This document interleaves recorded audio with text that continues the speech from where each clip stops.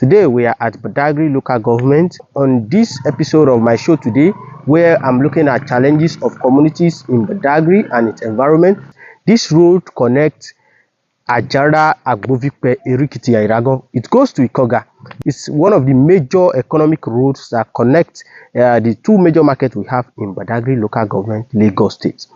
As at 2015, the former governor of Lagos State, who is the person of Governor Fashola, then he said in a report available online that he spent 619 million in the construction of this road I am standing right here.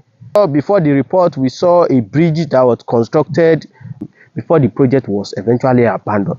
The road connects the major market we have in Badagry, which is Agbalata market and Ikoga market.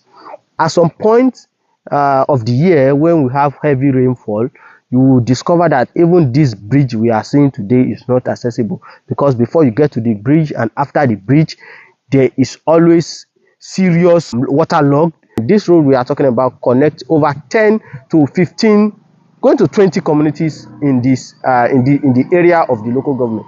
At some point, the residents would be entirely locked down in the community, where they don't even have access to, because the car cannot enter, the motorcycle cannot enter. They only manage to use their foot, and at some point when they get to the level of the road, they will have to swim through.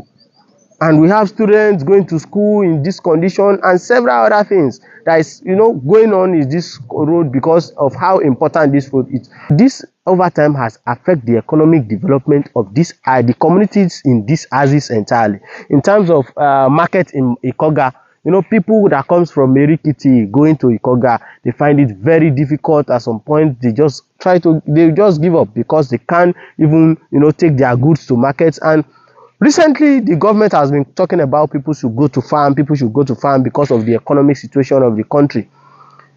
I'm also with the idea that people go to farm, but eventually when they go to farm and they get the product, how will they take it to the market? The situation of this road has further affected several other things relating to these communities. You see community on this road where they have not seen electricity for the past 2 years. You will see communities that have not seen electricity for the past 1 year. And these are things that I think the Lagos State government, the political officials, so that need to look into in terms of community development and benefits of good governance, and how we can further develop our society. So recently we've seen the government constructing the Lagos Badagry expressway, and I've always been saying this, that the major express road is not enough to develop Badagry. Badagry is known to be a tourist hub.